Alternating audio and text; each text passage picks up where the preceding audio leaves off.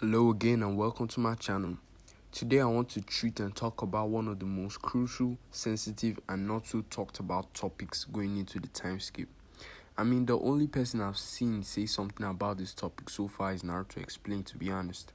I'm guessing you're wondering who I'm talking about. Well, it's Sumire KK, who I like to call the not too talked about shinobi. Going into the time skip, the whole fandom has just been moving with tunnel vision, which is exactly what the genius Kishimoto wants us to do. He has successfully distracted us with Sarada, Boruto, and Kawaki's timeskip designs, making us forget about two huge pieces in the story, being Amado, who might upload a video on later, and Sumire. I mean, when was the last time anyone talked about the most suspicious man in the franchise? It's been like 6 months since I last heard the name Amado, and I still feel like he's got another trick up his sleeve, but we'll treat that topic for another day. Going back to Sumire, she's the second person not affected by the omnipotence, yet she's the least talked about character heading into the time skip. I don't think Momoshiki himself is aware that there is someone else not affected by the omnipotence apart from Sarada, and I have a theory on why both of them aren't affected, since there's no real reason, but we'll get into that later in the video. Sumire is a tech-savvy and current with the times type of character. In my opinion, after Shikadai, she's the brightest in the new gen Konoha ninja, getting praise from the likes of Amado, Dr. Katasuke, and Shikamaru, the smartest characters in the ninja world. She's definitely someone to be reckoned with, only and only if her potential in the story is realized. In the anime, she was introduced as a shy, clumsy girl, similar to Kid Hinata, and she always stalked and watched after Boruto, similar to Kid Hinata, and she was loved by everyone, eventually gaining the role of class representative while they were in the academy and getting the nickname class rep as well. But as we go further into the story, we see that she's actually no ordinary girl. Even from the grave, Danzo is still pulling strings and plotting plots in today's modern world, as Sumire's father was a close aide of Danzo's, and they had recreated something of Otutsuki lineage, something that was directly connected to the otutsuki, which they wanted to use on the Lee village, but had to be halted due to Danzo's death at the hands of Sasuke. Sumire's father eventually carried out Danzo's wish and embedded the mark into his daughter Sumire, and from it she can summon a beast of Otutsuki lineage. And get this, the mark she has to summon the beast is also a diamond, much like the karma, hinting and pointing to her being related to the Otutsuki. She's also a special covert type ninja, and her skills are good enough for her to even be a member of the Ambu, but technology is her passion mainly.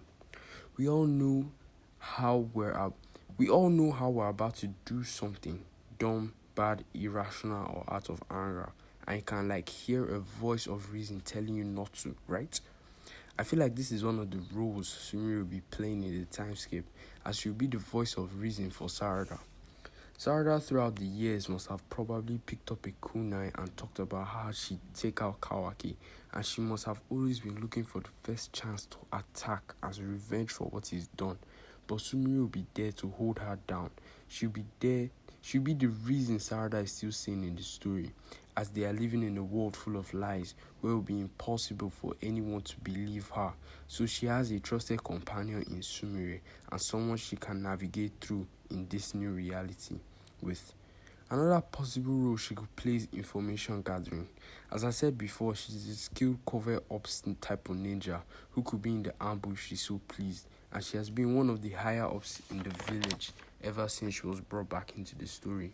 So the theories are she's gathering information for Boruto, but I personally do not see that happening, as Boruto has a treaty with Ada, and if Sarada and Sumire were to be leaving the village every now and then, always acting suspicious, Kawaki could simply shrink down and follow them. So I see Sumire gathering information for Sarada, not Boruto. And I say this because Sarada won't be viewed in the same way as she was. We all know Konoha is a village of precaution. No matter how much they like you, they have to put up measures and boundaries to make sure you don't step out of line. I can even view Shikamaru placing the rule for Sarada to be monitored so she cannot meet up with Sasuke, because we know she literally left the village with Chocho and Naruto because of Sasuke, and she might be restrained of some privileges like confidential secrets and whatnot, as they may fear that it reached Sasuke before they can strike. So yeah, these are the two major roles I see Sumire playing in the time skip to come. And if you have any more roles, be sure to leave them in the comments below, as I could make a follow-up video with your ideas. Now, going into the second part of this video, I'm dropping a theory on why both Sarada and Sumire are not affected despite not being otutsuki. As I said earlier, Danzo and Sumire's father were working on something of Otutsuki lineage, something relating to Kaguya, and that thing is called Nue. And it was sort of like sealed within her, and now the mark is a diamond, like a karma, and it's tied to Kaguya, who I believe ate the chakra fruit that Shibai left behind before his ascension. So I feel like Sumire is sort of like 1/4 of an otutsuki, something like an impure hybrid, like Goten and Trunks from Dragon Ball. We know from the anime that Nue is deeply connected to the Otsutsuki's, even just a little of its chakra made Boruto's Jugan activate. So that's my theory on why she isn't affected, and it's the same with Sarada, a 1/4 or impure Otsutsuki. She's the daughter of Sasuke, a reincarnation of the son of the Sage of Six Paths, who was also a hybrid Otsutsuki, but with half of Kaguya's chakra, and he passed that down to Sasuke. And Sakura, who possesses the 100 healing marks on her forehead, which started with Mito Uzumaki, and as I said in my first video on this channel, Shibai and the Uzumaki